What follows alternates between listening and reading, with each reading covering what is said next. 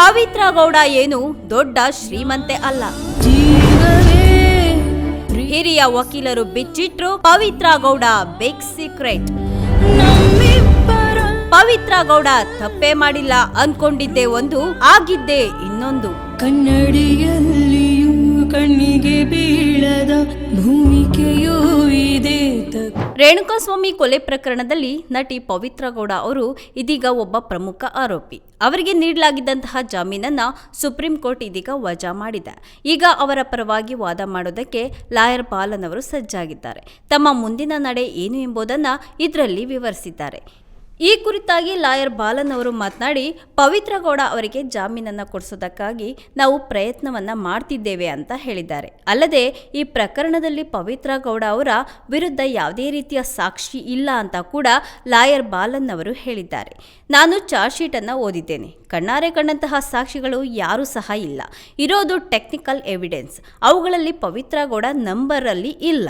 ಅವರು ಮೊಬೈಲನ್ನು ಉಪಯೋಗ ಮಾಡೇ ಇಲ್ಲ. ಇಡೀ ಚಾರ್ಜ್ ಶೀಟ್ನಲ್ಲಿ ಅವರನ್ನು ಕನೆಕ್ಟ್ ಮಾಡೋದಕ್ಕೆ ಯಾವುದೇ ರೀತಿಯ CCTV ಫುಟೇಜ್ ಕೂಡ ಇಲ್ಲ.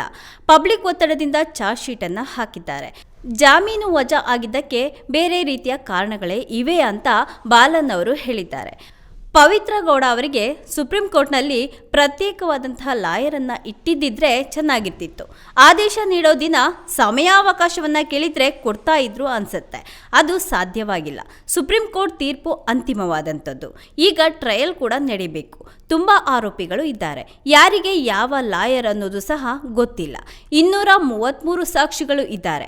ಇದರಲ್ಲಿ FSL ಮತ್ತೆ ಪೊಲೀಸ್ ಅಧಿಕಾರಿಗಳು ಸಹ ಇದ್ದಾರೆ. ಸಮಯ ಆಗುತ್ತೆ ಅಂತ ಬಾಲನ್ ಅವರು ಹೇಳಿದ್ದಾರೆ. ಅಂದರೆ ಆಗಸ್ಟ್ 23ನೇ ತಾರೀಕು ಕೇಸ್ ಇದೆ. ಪವಿತ್ರ ಗೌಡ ಅವರಿಗೆ ನಾನು ಮತ್ತೆ ಬೇಲ್ ಅಪ್ಲಿಕೇಶನ್ ಅನ್ನು ಹಾಕ್ತೇನೆ. ಒಂದು ಟೆಕ್ನಿಕಲ್ ಗ್ರೌಂಡ್ ಇದೆ. ಹೈಕೋರ್ಟ್ ಮತ್ತು ಸುಪ್ರೀಂ ಕೋರ್ಟ್ ಆದೇಶಕ್ಕೂ ಸಹ ಇದಕ್ಕೂ ಸಹ ಯಾವುದೇ ರೀತಿಯ ಸಂಬಂಧ ಇಲ್ಲ. ಇನ್ನು ಗ್ರೌಂಡ್ಸ್ ಏನು ಅನ್ನೋದನ್ನು ನಾನು 23ನೇ ತಾರೀಕು ಹೇಳ್ತೇನೆ. ಈಗ ಹೇಳಿದ್ರೆ ಸರಿ ಹೋಗಲ್ಲ. ಟ್ರಯಲ್ ಶುರುವಾದರೆ ನನ್ನ ಪ್ರಕಾರ ಪವಿತ್ರ ಗೌಡ ಅವರು ನಿರಪರಾಧಿಯಾಗಿ ಹೊರಗೆ ಬರ್ತಾರೆ. ಅವರು ತಪ್ಪೇ ಮಾಡಿಲ್ಲ. ಅವರ ವಿರುದ್ಧ ಸಾಕ್ಷಿ ಆಧಾರಗಳು ಸಹ ಇಲ್ಲ. ಅದು ಖಚಿತವಾಗಿದೆ ಅಂತ ಬಾಲನ್ ಅವರು ಹೇಳಿದ್ದಾರೆ. ಬೇಲ್ ಅಂದರೆ ಬಿಡುಗಡೆ ಅಲ್ಲ. ಕೋರ್ಟ್ ಬಂಧನದಲ್ಲಿ ಇರುವವರು ಸಹ ಹೊರಗಡೆ ಇದ್ದು ಕೇಸನ್ನು ನಡೆಸಬಹುದು. ಇದು ಕೇವಲ ಸೆಕ್ಷನ್ 302 ಕೇಸ್. ಕೊಲೆ ಮಾಡುವಂತಹ ಉದ್ದೇಶ ಇರಲಿಲ್ಲ. ಹೊಡೆದಿದ್ದಕ್ಕೆ ಸತ್ತು ಹೋಗಿದ್ದಾನೆ ಅನ್ನೋದು ಈ ಕೇಸ್ನ ಅರ್ಥ. ಹೊಡೆದಿದ್ದಕ್ಕೆ ಕಣ್ಣಾರೆ ಕಂಡಂತಹ ಸಾಕ್ಷಿ ಕೂಡ ಇಲ್ಲ. ಲೂಸ್ ಕನೆಕ್ಷನ್ ಕೊಟ್ಟಿದ್ದಾರೆ ಅಂತ ಲಾಯರ್ ಬಾಲನ್ ಅವರು ಕೇಸ್ ಬಗ್ಗೆ ಮಾತನಾಡಿದ್ದಾರೆ. ಹೀಗೆ ಕೇಸ್ ಬಗ್ಗೆ ಮಾತನಾಡುವಾಗ ಪವಿತ್ರ ಗೌಡ ಪರಿಸ್ಥಿತಿ ಬಗ್ಗೆ ಕೂಡ ಲಾಯರ್ ವಿವರಣೆಯನ್ನು ಕೊಟ್ಟಿದ್ದಾರೆ. ಜೈಲಿನಲ್ಲಿ ಇರುವಂತಹ ಯಾರೂ ಸಹ ದೊಡ್ಡ ಶ್ರೀಮಂತರಲ್ಲ. ಸುಮಾರು ಜನ ಬಡವರೇ ಇರ್ತಾರೆ.